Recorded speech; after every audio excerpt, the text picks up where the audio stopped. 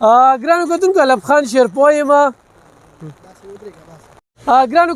خان شیرپوه یم کیمرامین را سره یاسر خان دی. باران وریږي پشمک دی، الله پاک رحمت دی. الله دې کړي چې دا زحمت نشي. خو د ایمان پراپرټۍ د سوري لاندې چې کوم دی نو ستاسو په خدمت کې حاضر یم. مین روډ دی اخواته چې کومه ده نو امن کالوني ده. او تاسو ته ما ویلو چې دا د کرکټ د ګراوند موږ پرانیسته کړې ده. دا کرکټ ګراوند دی چې دلته کې به د شپې به لیټونه وي او ډېر سپیشل چې کوم دی نو ګراوند به وي. خو تاسو به وایئ چې په باران کې څه کوئ؟ نو په باران کې داسې چې په دې ځای کې د کور وي نو څومره مزه به یو کور انتخابي مناسب ریټ ته ریټ درته وایم نه، ځکه چې کله په دې باندې کوم موبایل نمبر ما ورکړی په دې باندې رابطه وکړئ تاسو ته پته ولګي چې په دې ځای کې تاسو ته څونه فرق دی په یو مرله کې. او بیا خو یو سړی په جربونو اخلي، یعنې 2 جربه ځای دي او په جربونو باندې اخلي نو بیا خو ورته ډېر زیات ارزان دی. دا لاندې ځای دی، دا وګورئ جي بجلي ورته شته دی، نو ټول سهولیات دي ورته.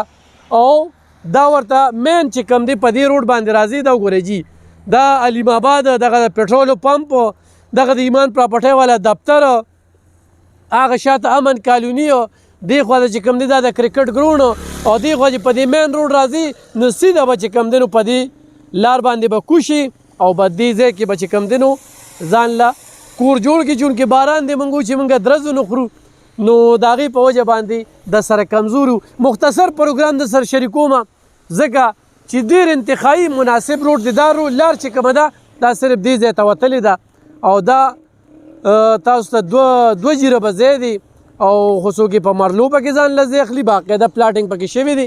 نو ډېر ښکلی ریټ دی. او امجد علي به په دې نمبر وي او امجد صاحب چې کوم دی هغه مناسب ګټه کوي. هغه وایي لږ یې وخوره خو تل یې وخوره. نو او خلک چې کوم دی په ښه ځای کې ځای واخلي نو هغه چې کوم انویسټ وکړي نو هغه وله وخت نه ورکوي. هغه وایي چې په هفته کې ما ته دا نغدېږي او نور ځای نه پې اخلمه. نو دا ډېر په ښکلي ځای کې چې کوم دی نو دا یو کور پکې جوړ شوی دی او دا ډېر ښکلي ځای کې دا 2 جربه ځای دی، دا سپین چونه لګېدلې ده. نو بالکل رابطه کولی شئ په دغه نمبرو باندې او ځان له پکې ځای واخلئ.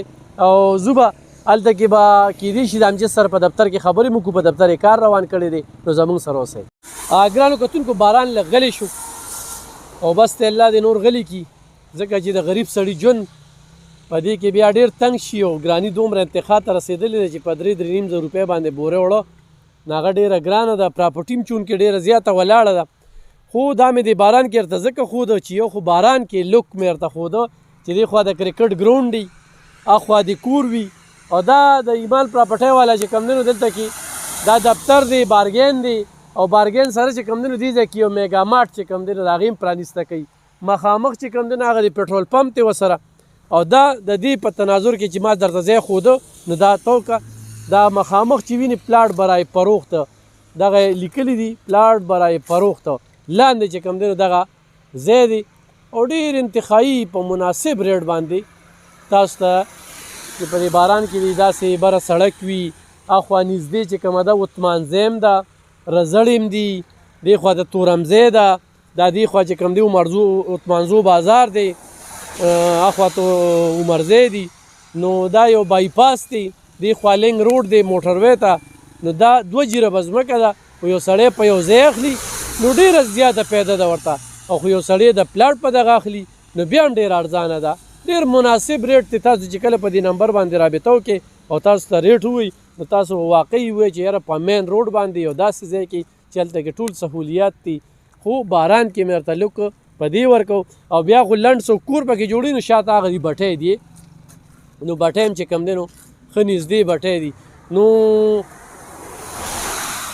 په لار تېرېدو او ملګري سره رابطه وه موږ وی راشه په دې باران کې چې کوم دی نو په دې باندې خبرې اترې وکړو چې باران په دې موسم کې د دې ځای لوک څنګه دی.